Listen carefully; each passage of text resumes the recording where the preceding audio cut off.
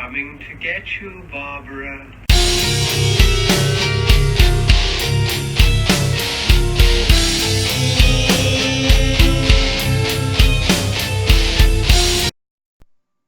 What's up, everybody? It's Kenny. Welcome back to the channel. I'm sorry I haven't made a video in a while. I've had some complications in my personal life, and we're still going. We're gonna just kind of do this thing solo for a little while. Cricket might still make a occasional video with us every now and then, and might have occasional guest star or whatnot. But we're just gonna kind of do it solo and rock like that way from here on out. I was actually setting up to make this video 2 nights ago, and was kind of rudely interrupted. You look at my mouth, my lips extremely swollen. I got a big gash right there. I was sitting here to make this video. Next thing I know, the dude's in here with this stick, which I took right here across my mouth.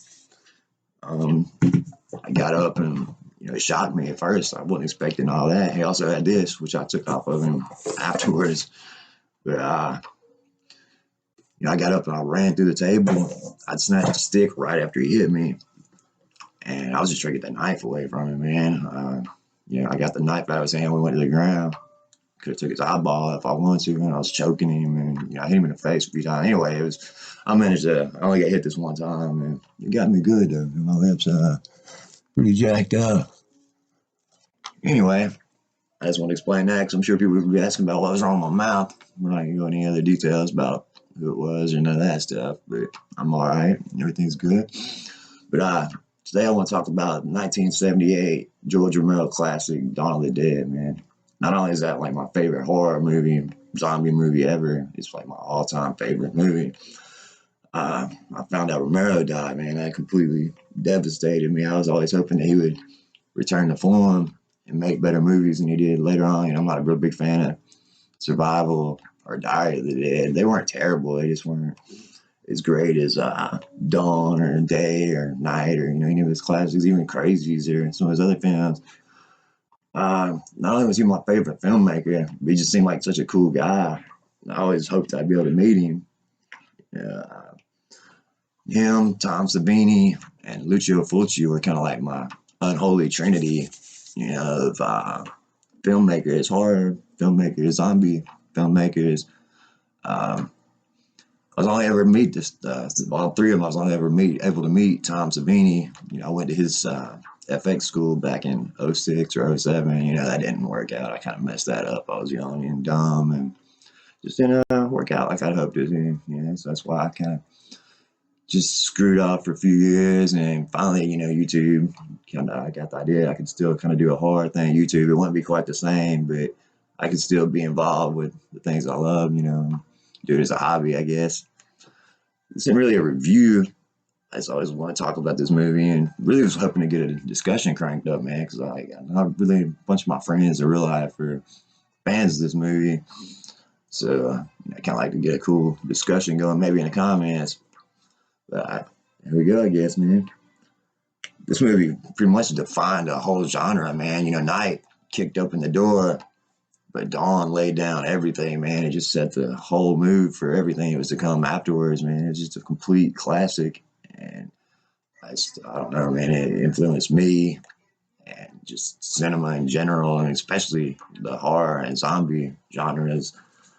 And I've watched it 10 times just this weekend alone. I'm actually still watching it right as we speak. Let's see. The makeup, man, it was the makeup itself wasn't that great. Blue, crap, sorry, YouTube alert. The bluish gray zombies were kind of crappy looking, but the gore, man, was fantastic. The bright red blood was kind of off-putting and cartoonish too, but Romero himself loved it. He loved the look of the zombies and the bright red blood. He thought it had a nice comic book aesthetic to it. He was always a big fan of the EC comics back in the day. But the gore effects were fantastic, man. Savini really did his thing. And not only they stand up today, but they're trump any modern day CGI that anybody puts out. And it's just like the gut ripping scene. With the dude, the biker with the sombrero, the blood pressure machine. all the bites at the beginning and the tenement house thing where they're raiding it were awesome. I still watch those scenes today, and I'm like, man, how did they pull off the bites? You know, like that's so the skin, the tearing, and then the wound afterwards is just all done fantastic, man. And all the headshots, those were done really simple with like fishing line and latex and makeup and whatnot. But just the effect itself looks great once it's done on camera. This zombie took the machete to the head in the mall. That was really simply done, by cutting out a piece of a machete, and then how they filmed it itself, its filming techniques. See, I wrote some stuff now real quick. Got blood on my paper here, and I'm a little bit out of sorts. I thought the soundtrack was fantastically done as well. It was kind of made up of a combination of a lot of the sounds and music and whatnot Romero had gotten from the DeWolf music library, which is available to filmmakers or really anybody to use. It's all has no licensing or whatever. It's free for everybody to use. And then large portion of the soundtrack was done by the Italian band Goblin, who Dario Argento had brought to the table. He's the one that put George up on making the movie. Flew him to Rome, and he lived in Rome while he was writing it. And so Argento was a big fan of his and put him up to doing it and helped him to create it. And by doing that, he obtained the European European licensing. And so he brought the Italian cut. Argento cut is much heavier on the Goblin score, and it has a little bit less of the cartoonier aspects of Romero's cut. Yeah, I used to have the 4-disc DVD. It's super hard to find now. It's worth like $100-something. But it had the Argento cut, it had the theatrical release, and it had the Romero extended cut, which is my favorite. I'm actually watching it right now. The 2.5 hour long extended release. The soundtrack, is pretty influential itself. Like if you've ever watched Robot Chicken, the theme music to it is basically the gonk, which is the one of the sounds, the music that Romero used in Dawn. Chickens doing it. It's pretty silly, but thought it was cool that Seth Green was also a fan of this movie. Like you wouldn't believe all the people who were just heavily influenced by this movie and love it just as much as I did. The main cast did a great job, man. I thought Kim Foray and David M.G. were my favorites, but can't take anything away from Scott Reininger and Galen Ross, man. Their performances made the movie. If like those four weren't on point, it wouldn't have been anything. They sold it, man. They did a great job.